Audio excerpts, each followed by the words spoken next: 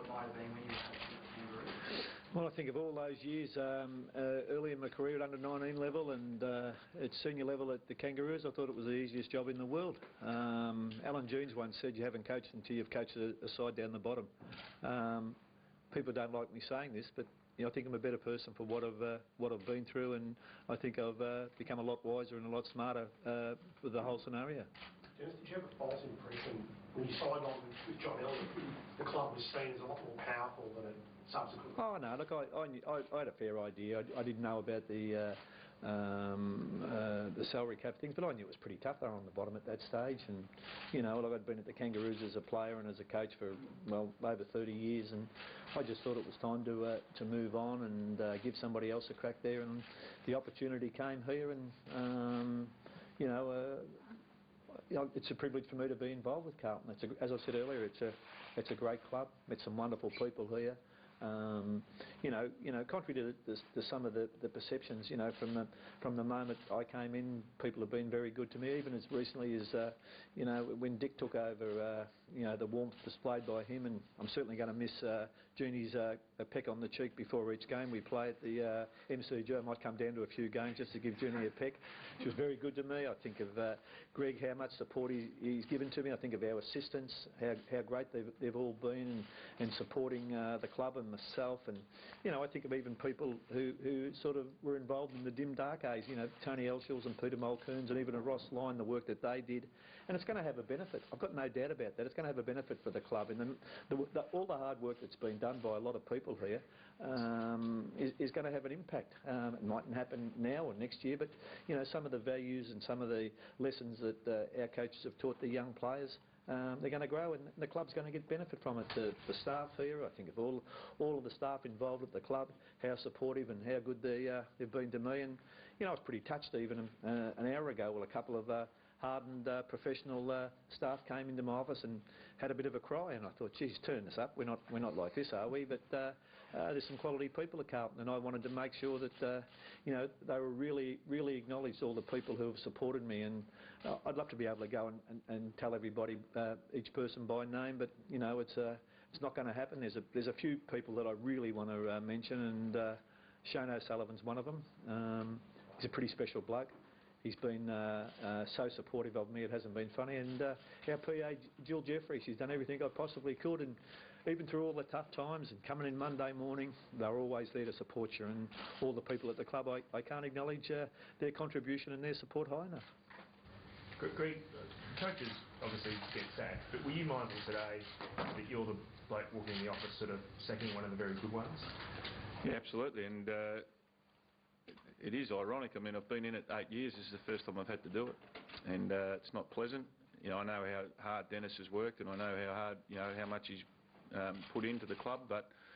And he is a legend of the game, no question about that. But you know, boards are in place to make decisions, as are administrators. And look, you know, the time as far as the board was concerned was now, and hence that's, as I said before, that's why the decision was made.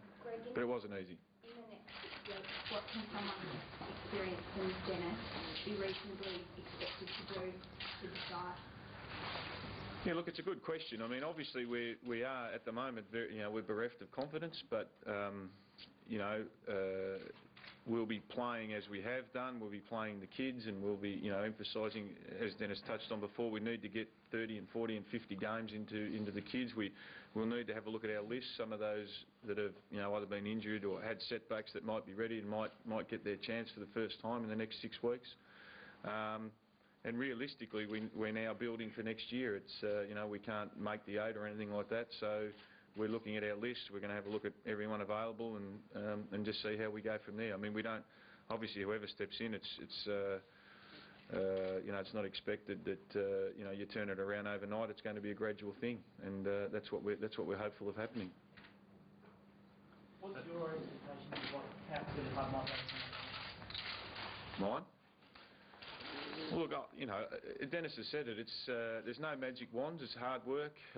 It does take time. It's about having, you know, all the people in place heading in the same direction, and you know, that's all. That's what it's about. I mean, we've had everybody working here as hard as they can. But it's a funny game. You get a few players back, a few guys get a few games that put a bit of weight on over summer, and things can change. It can change. Well, it can change very quickly. I mean, everybody's been around long enough to see, sides like the Kangaroos. I think most people this year, I could do a survey, straw poll around the room, and most people thought they'd finish in the bottom few. They're sitting second on the ladder. So, that's how quickly it can change. So, look, we're not saying that's what will happen, but that's what we're hoping happens. Dennis, in your time here, have you ever, even in a really bad period, lost the confidence, or had your confidence wavered that you could turn it around? No, but I'd probably amaze myself how difficult it was, and the things that kept jumping up just when you think you've got a foothold or you're going forward. And at the start of the year we started off really well. Won the first 4 Wizard Cup games, looked very positive at the start. You're thinking, gee, sides that are successful have a good run with injury and suspension. I don't want this to sound as an excuse, but you're probably Nick Stevens' neck injury knocked us all for 6. He was in red hot form, and we just needed his direction and leadership. And it was emphasised virtually the next week when it's funnily enough the club plays St Kilda again this week when they challenged Mark Murphy. And I thought to myself, gee, if only Nick Stevens could just be out there. And not so much losing Nick, but the domino effect it's had on a lot of our young midfielders and that sort of stuff. And no, I never lost confidence because, I've been to the well so many times, and I reckon I've got a good fist on what we do. I've been involved in September a lot of times, and we've had a lot of success there. And you might lose your money every now and then, but you never lose your confidence, and I certainly haven't lost mine.